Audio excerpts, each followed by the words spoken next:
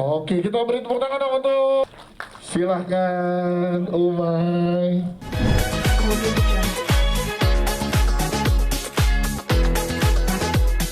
Silahkan Umay. Oke, selanjutnya kita undang bersama dengan kita penulis dari film Kukira Kau Rumah, Imam Salim. Oke, silahkan. Dan kita akan undang para pemain juga. Tanya dan juga ngobrol sama Umay hari ini seru banget. Pengen teman-teman media juga pengen tahu dan pengen sharing. Jor nih. Jor, belum dipanggil Jor. Jor, ulang dulu. Gue kaget tiba-tiba. Baik lagi. Tiba-tiba ada di sini. Mengagetkan. Ada Jor dan juga Prilly Latukonsina bersama dengan kita. Ya, sambil menunggu Prilly dan juga Shanina, kita ke produser dari Cinemaku Pictures, Ibu Yani Damayanti. Akhirnya hari ini press conference. Selamat siang semuanya. Assalamualaikum warahmatullahi wabarakatuh. Akhirnya hari yang ditunggu datang juga. Karena kita sudah sebenarnya selesai itu di 2020. Dengan persiapan sebenarnya dari 2018. Nunggu pandemi dan Umay yang idenya tuh sebenarnya ini hanya buat short movie. Ada pesan saya sih buat para orang tua, kalau anaknya punya case yang sama seperti di atas, jangan buru-buru misalnya ngambil kesimpulan, tapi datanglah kepada yang ahlinya gitu loh. Oke, Kamol, silahkan menempati tempat yang sudah disiapkan. Nah, kacamata seorang produser dulu nih, pengen ngobrol dari Prilly seorang produser. Kira-kira dari 2018 idenya, tadi Ibu Yani cerita 2022, lega juga. Silakan Prilly. Proses yang sangat panjang Umay, karena aku dan Umay memang sama membangun cerita ini, membangun Cinemaku Pictures sampai akhirnya bisa sampai di hari ini di mana teman-teman semua udah bisa menyaksikan filmnya. Yang pasti lega, tapi juga ini menjadi project yang membuat kita banyak belajar juga. Selain banyak belajar soal kesehatan mental itu sendiri, tapi aku sendiri belajar bagaimana menjadi produser. Umay juga ini adalah film panjang pertama dia.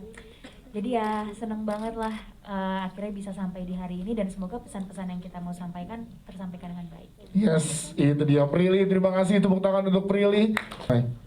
Kalau mulai obrolan itu sebenarnya dari 2019 Ya. kita udah sempat ngebahas ini dalam tadi seperti yang Ibu Yani bilang, dari awalnya bentuk formatnya series Ya. sampai akhirnya setelah dapat dorongan dan bantuan dari orang-orang yang hebat banget di sekeliling kita, ada Pak Montitiwa, ada Mas Andi Rianto, dibantu sama Mas Imam Salimi juga. Boleh minta tepuk tangan dong buat penulis saya di sini. Luar biasa loh dia. Dia tidak lelah 13 draft. 13 draft. 13 draft. Oke. Ya obrolannya bergulir panjang dari 2019.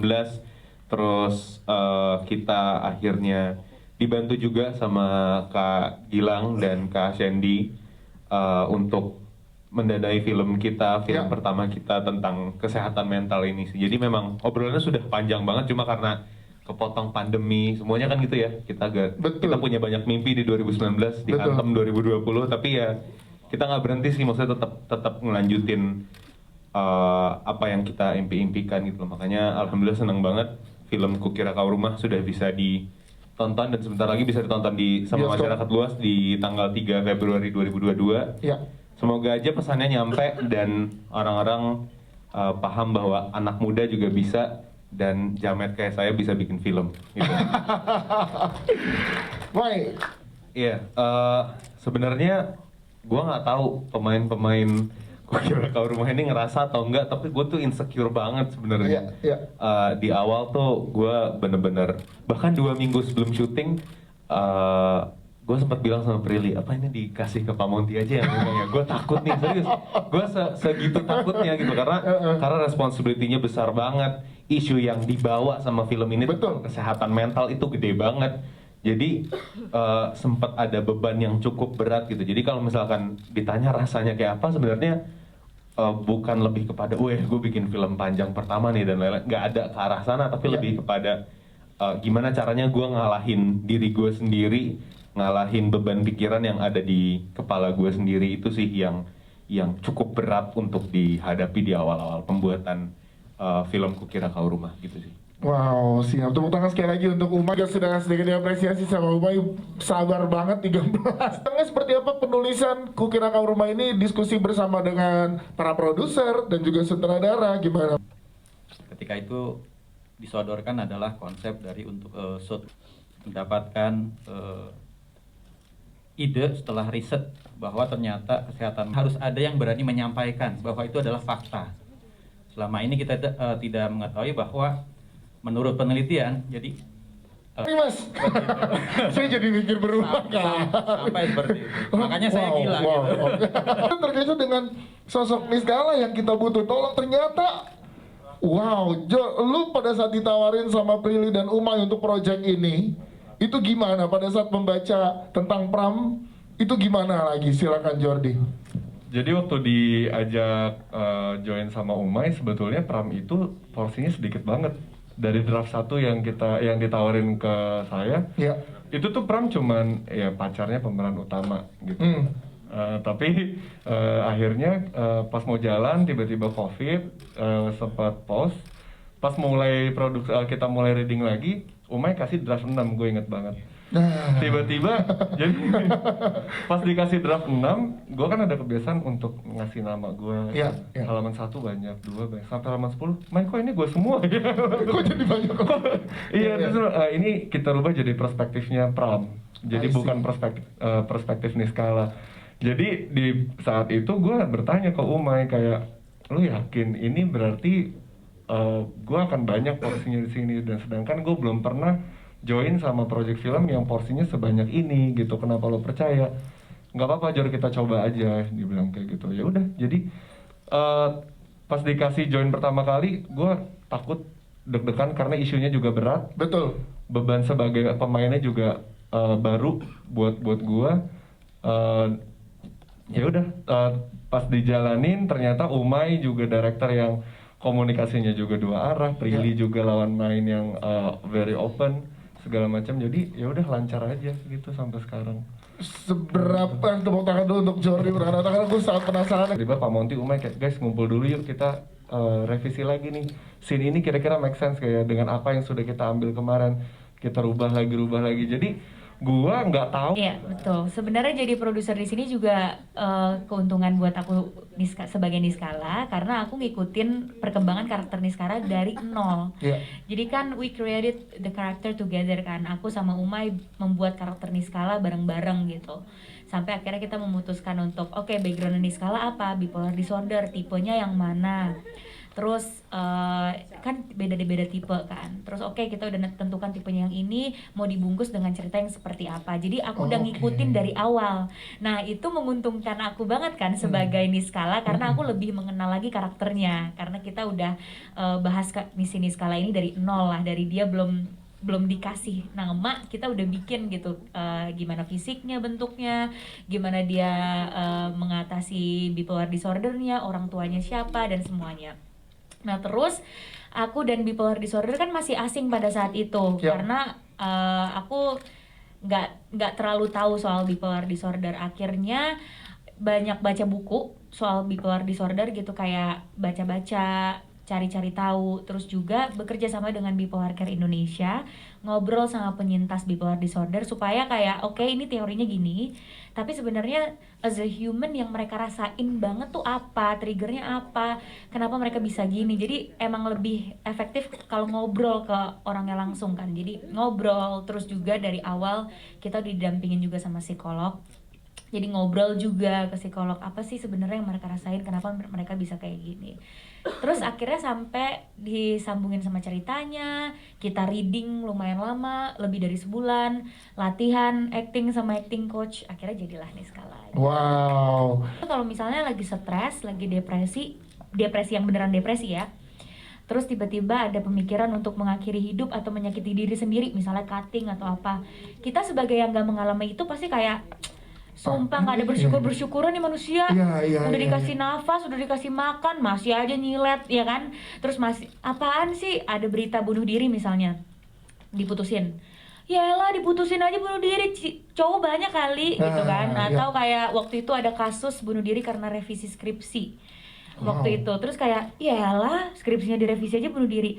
Kita tuh sering banget meremehkan sama apa yang orang lain rasain. Terlalu cepat ngejudge ya. Terlalu cepat ngejudge. Padahal kita tuh nggak ada di hidupnya mereka. Kita nggak tahu betapa pentingnya skripsi. Kita nggak tahu betapa pentingnya orang itu di hidup dia. Nah akhirnya film ini juga pengen ngasih unjuk gitu bahwa selalu ngerasa oh gue pasti kalau misalnya orang ditanya Niska ditanya siapa sih yang selalu nemenin, pasti nama aku bakal selalu kesebut gitu salah satunya. Tapi apakah Niskala merasakan itu secara benar gitu? Maksudnya kayak apa malah selama ini ngerasa sendiri gitu, walaupun sebenarnya ada Dinda gitu di sebelahnya. Terus gimana di direct sama Umay? Menyenangkan, maksudku aku ketemu sama Umay itu kan dulu sebagai sesama pemain kan. Iya.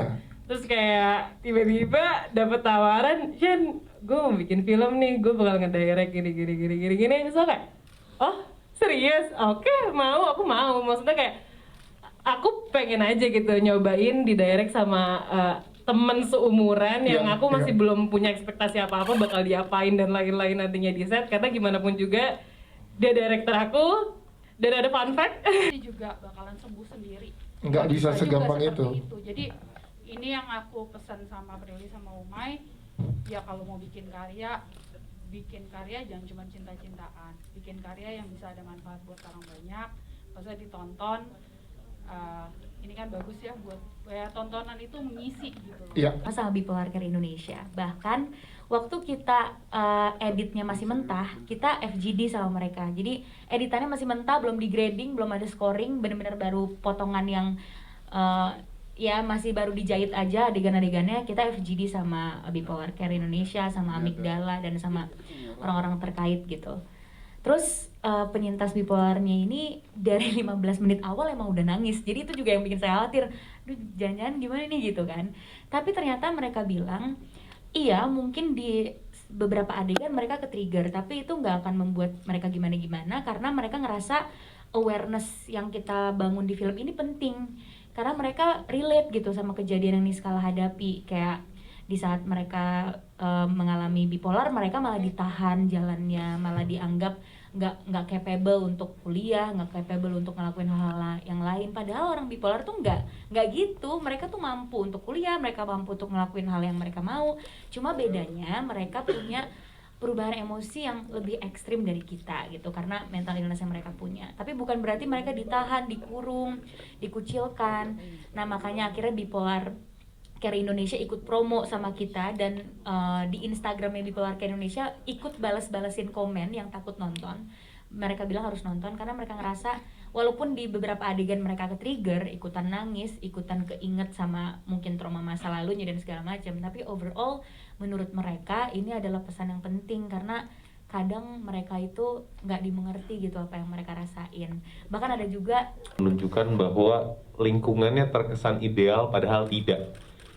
Itu yang sebenarnya dialami dan itu yang sekarang banyak terjadi sama orang-orang yang mengidap mental disorder gitu. Mungkin kalau ditanya ya, tapi kan banyak yang tidak, banyak yang teman-teman yang suportif. Tapi jawaban aku banyak juga yang tidak suportif gitu. Dan aku harus jadi orang yang memperlihatkan lingkungan yang tidak support itu karena tujuan kita adalah raise awareness tentang mental health gitu loh. Jadi harus ditunjukin juga hal-hal yang mungkin tidak ideal untuk orang-orang sih, agar orang-orang pun juga jadi sadar dan jadi paham bahwa oh ini yang harus gue lakukan, ini yang harus gue perbuat terhadap teman gue, adik gue, pacar gue, anak gue atau apapun itu yang mengidap kelainan mental gitu sih. Gitu. Sebenarnya waktu pemilihan Pram di awal tuh banyak banget lah nama gitu, tapi jawaban Nonton film ini, jangan lupa prioritaskan diri kalian. Ketika kalian berada di samping orang dengan yang memiliki mental disorder, jangan takut, tapi juga jangan melupakan kalian juga harus memprioritaskan diri kalian. Terima kasih. Ini kan akan disebarluaskan juga statementnya.